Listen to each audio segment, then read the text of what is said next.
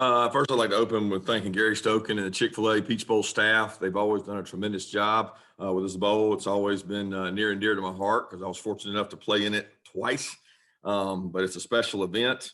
Our team has been working really hard to prepare for Cincinnati, and I've spoken on Cincinnati, it seems like a lot. They're a tremendous team. Luke has done an incredible job with his staff and their team. You know, I've talked repeatedly about the fact that they're one of the winningest teams in all of college football over the last 3 years. They're a complete team. Like when you look at them, you know, we play teams with really good offense, really good defense. But I don't know that we played anybody with all three, including special teams, in areas that they're really strong in. When you've got an experienced quarterback, in my time in coaching, I found that the more experienced the quarterback, the better the team is, and they certainly have that. They've got a great player. So with that, we'll open it up. All right, we'll begin with questions. We'll try to go maybe two at a time. Let's begin with Anthony Dasher from UGAsports.com, and then we'll go to Chip Towers from the Atlanta Journal-Constitution. Hey, Coach, I know we've asked you about Desmond before in a few Zoom calls that you've had, but and y'all face, you know, quote unquote dual threat quarterbacks before. What is different about the way he goes about his business that maybe opposed some of the other guys you have faced in recent years? He's really smart. You know, he puts them in the right play a lot. I think they put a lot on him check-wise. You can see he does a great job of getting them in the right play. You very rarely see them in a play that is bad for them, meaning when somebody's doing this, they're doing this. They have an answer for whatever you do. And he's done a great job of putting them in the right play. And he's a really good athlete. I think it's deceiving how fast he is because he has really long legs. So when he takes off running, I mean, you see him outrunning people all over the place. And you know, when you start outrunning linebackers and DBs in college football, it says a lot about your speed. And there's times where plays have broken down, and he's turned those into big-time gains and big-time plays. But just a tremendous passer, tremendous athlete when you talk about dual threat capabilities, and he's got really good people around him. Have you ever seen a quarterback with a 91-yard touchdown run before? Not that I remember. I'm sure somebody probably has, but I don't remember anybody going 91. Thank you. Coach, you touched on this yesterday that you felt like Richard LeCount was making a pretty hard run at trying to play in this game. So since then, there's been a pretty good photo on Twitter of him, you know, leaping for a ball in practice and him saying shh, you know. But could you talk about just the ability of him trying to play in this game, and what would you say that the odds are of him being able to participate? Yeah, I can't put odds on it. I don't know. It all boils down to the health and safety of that young man. If he's capable of playing winning football, he'll go out there and play. I mean, he's never been shy about it. He wants to play. He's a football player. That's the way he's been since he was in 9th grade. And I watched him running around playing spring football down in Liberty County. That's just who he is. He loves the game. He enjoys the game. He's pushing really hard. He's taking, you know, a lot of reps. He's taking a lot of reps with the twos. But he's working hard to get out there and play. And it's going to be conditioning. It's going to be physicality. It's going to be how comfortable he is in terms of, I mean, when you go that long without playing, it's not always just straight line speed. It's throwing on the brakes. It's understanding angles. It's feeling confident in contact because it's a physical sport. So I don't know what the odds are. I know he's out there doing everything he can to be able to play. And we'll have to make a, you know, game time decision on whether he's able to or not. All right, let's go to Mark Weiser, Athens Banner Herald, and then to Seth Emerson with The Athletic. Kirby, you mentioned the other day that COVID was one of the opponents, obviously. And since then, Missouri had to pull out of their bowl game. How are you guys doing 4 days before this game? It's a thrill a minute. You know, we've had good information, bad information that changed. So it's been a struggle. I can say that, but that's really all I can say about it. You know, I'm not going to get into details, but we've had our issues. You said you're not going to get into details. When you see information change, you're talking about positive, false, something like that?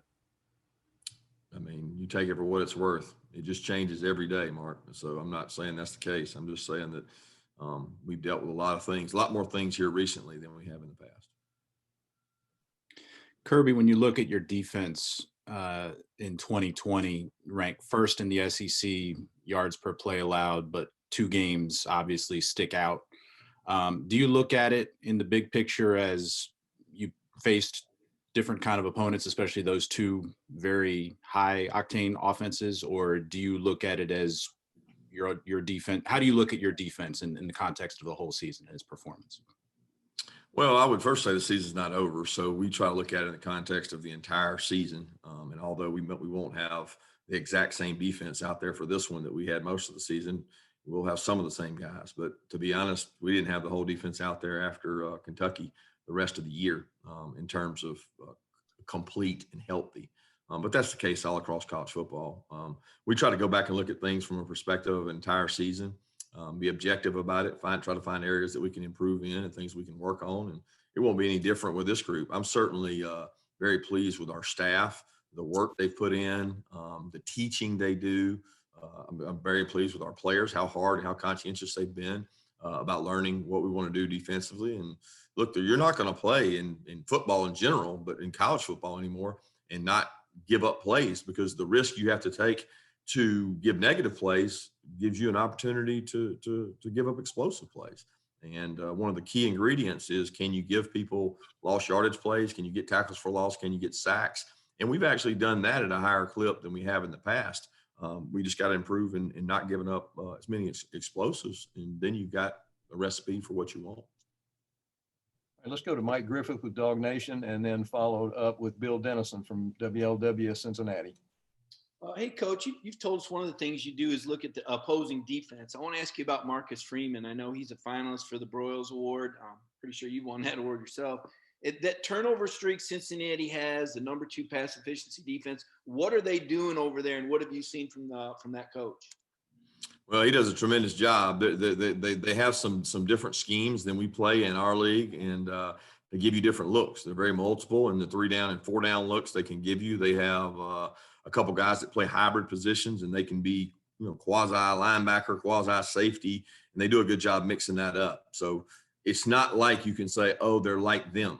They're like, or they're like them. They're not like really anybody we play, and that's unique. And they play extremely hard. They're very sound in what they do. They're good at what they do. And when you create turnovers like they do, I mean, that's probably one of the most amazing stats that I've ever seen in terms of generating that many turnovers or that many games in a row. I mean, I've been coaching defensive football for a long time, around some really good defenses, and I don't know that has ever happened. So number one, it's a credit to them and what they're doing to generate those turnovers, and we got to try to avoid them. Coach, you talked a little bit about Desmond Ridder, but what about the other offensive weapons that Cincinnati has? I mean, running backs and the wide receivers. Yeah, their backs are really physical. Both get downhill. They complement each other.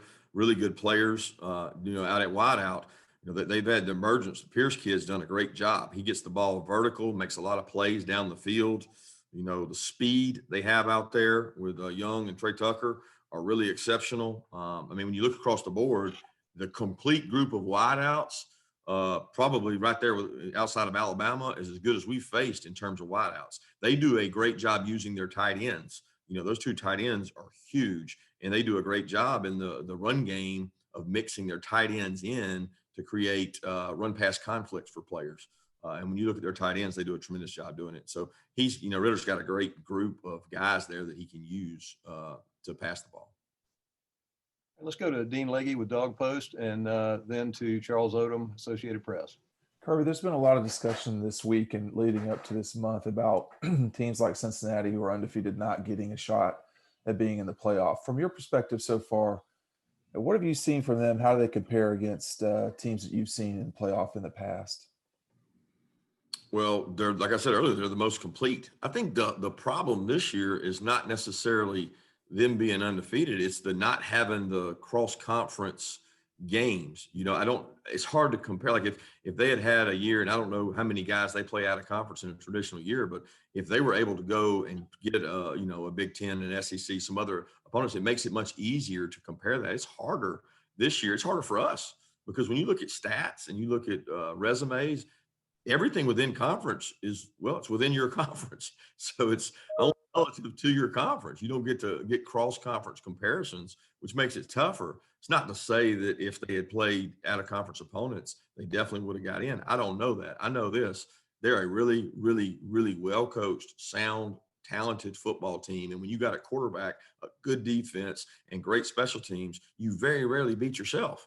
So regardless of who they're playing, they're winning and they're doing it the right way. They're playing really sound football, which makes them a high-quality opponent. Kirby, as your guys have come back from their break, have you gotten a feel for their hunger, for their morale, et cetera, coming into this game? And does it make a difference, the hunger factor, not having that last senior game and also being able to play, close to home for family? Yeah, I think our guys are in a great place. I think the time away, I noticed that for the Missouri week, the best practices we had were the time away they had the weekend before for the Missouri week. And it's been kind of the same way. They got a little time away for Christmas. And since they've come back, really only been not even 48 hours, but they've been tremendous in terms of focus, attention to detail, guys being places on time. You don't have school going on, so you have a little more time with your players. But what you don't want to do is bog them down with being over here all day. There's a fine balance between too much and not enough. And balancing that as a coach is tough. So we've had morning sessions and everything like that to help out. Let's go to Jake Road, Dogs 247, and then we'll go to Anthony Patterson in Cincinnati. Kirby, you just hit on the fact that you guys don't have school right now. You're also not getting to have the traditional bowl experience. Do you try to use some of that time that they're not spending in school to maybe do a little thing, do new things, keep it fresh? And what are some of those things you guys are doing to have fun and kind of build team stuff and just be a family right now? Hard. COVID, opponent number 3 besides Cincinnati, there's not a lot you can do. So everything you think about doing that's fun, put a mask on them, tell them they can't go public places. And what are you going to do? Play kickball, play wiffle ball in the indoor. They're over here a lot already, So the fun we try to have is in the meetings, in our walkthroughs, in our focus for the game. But the fun is always been in winning for me. And how do you win the game best? You have good practices. You have competitive practices. You try to raise the temperature a little bit to get the competitive nature and the fire with which your opponent's going to play with, and say, hey, match my intensity in practice. If I'm not going to be the guy in the game, can you match my intensity in practice so that you can match his when the game time comes? But we've had, say, hey, you got 4 to 6, you can go to the bowling alley. But if you go to the bowling alley, you got to wear your mask the whole time. You got to stay in your lanes. You got to do this. You got to do that. You got all kinds of stipulations. At the end of the day, our guys feel most comfortable being in their own environment, which is here or at home. Hey, Kurt. Just from a standpoint, you as a coach, we know being a coach of UGA, you have national championship aspirations basically every single year. But this year obviously didn't work that way. But you guys are able to play in the Chick-fil-A Peach Bowl as a consolation prize after not being able to play in the Chick-fil-A opening kickoff game this year. My question is basically, how does it feel to have this as a prize, even though you guys, weren't able to compete for a national championship? And how do you embrace just this challenge of being able to build and get some guys experiences that may have not been able to get as much playing time throughout the year? Yeah, I look at it as a blessing, because when you get to a New Year's Six bowl, that's an accomplishment. Let's be honest. Not everyone gets to go to a New Year's Six bowl. So I'm not going to diminish that or say it's a disappointment, because I think when you do that, you set yourself up for failure. If every year is a disappointment that you don't get to the playoffs, or you don't get to the national championship game, or you don't win the national championship, what kind of lessons are you teaching, your players and your kids in life? A lot of the goals I set as a young man, a young player, I didn't necessarily reach them, but when I fell short, I still fell in success. And there's a certain barometer that what is success and what is it defined as? And for us, getting to a New Year's Six bowl is, one of the expectations we have every year. And this is an awesome bowl game. You get to play a top 10 opponent. You're right. You do get to play some guys that maybe have not gotten as much of an opportunity this year, and they're going to get an opportunity to play. And that's great. It's a blessing for next year. But the focus is how you finish this year for the seniors and the guys that may be leaving as juniors. This is their last game of their career. You want to send them out on top at Georgia. All right, let's go to Mark Bradley, Atlanta Journal-Constitution, and then to Brandon Sudge, Macon Telegraph. Yeah, Kirby, a couple of weeks ago, Greg Sankey said that he hoped that 10 years from now, 20 years from now, the teams of 2020 that played through all this will be brought back for homecoming and honored and given, I guess, recognition for what they went through. I know you have pressing business with UC this week, but are you able to step back and think, man, look at what we've been through, and now we're about to finish our season? Yeah, I have not, Mark, had the ability to step back and look at that, but I will, because if you could just write a book on this season, I mean, it would be hard for me to imagine people being able to handle another year like this year back to back. And I have no idea what the future holds. So I'm not suggesting anything. I don't know. I'm not smart enough to know. I'm not a medical expert. I don't know where it's headed. But I think when you talk across the board, it's like you don't really know what your pain threshold is for pain until you have pain. I'm not comparing this to pain, but I'd like to be able to say, I don't know what the threshold is for what you can deal with in a season and stay sane. And, we've stretched that rubber band about as far as you can. The elasticity is ready to break in terms of what you can withstand to have a season and go through. And it's really tough because it's competitive, you know, and look at the coaches that lost their jobs during this year. I mean, that just, to me, shows it, you know, it wasn't a free pass year. It wasn't that. And sometimes for the kids, it kind of was. But for the guys that are organizing things and trying to stay on top of it and win games, it's extremely competitive, and rightfully so, because we're paid a lot of money. But to go through another year like this and to look back on this year, I definitely think it will be looked upon as, you know, this group was a special group to endure what they've endured. Thank you. Hey, Kirby, kind of following up on that. I mean, after you guys have gone, what is it? I mean, 3.5 months without many issues with COVID, and you said your team is fortunate. Do you kind of have some disappointment, like, for your guys, and the fact that you're having issues now? Some of them might not be able to play, given the fact that all that they've sacrificed over the whole year. Well, I didn't say that anybody wouldn't be able to play, so I don't want to say that. I'm not saying that. I'm saying that, you know, there's always issues and problems, and it doesn't matter whether it's contact tracing or other guys having tests and just being affected in the organization, just everybody, not just the players. So I want to lead with that, but certainly would be disappointed if we lost guys that weren't able to play in the game, but they were able to play all year. You know what I mean? Like that stinks, especially if it's kind of like the last go round. It's like, where does the merry-go-round stop? You know, we missed this game got moved, this got adjusted, but none of it was ever on behalf of us. It was on behalf of our opponents. And then if it ends up, you know, being the case with us, which I don't think it will be, but if a guy misses a game because of it, you certainly hate it for that guy, because, you know, it's tough because he was successful all year, and one time out of 12 or one time out of 11, you know, you get a situation where somebody has an outbreak and it can affect the whole team. Got time for one more question. Let's go to John Frierson, GeorgiaDogs.com.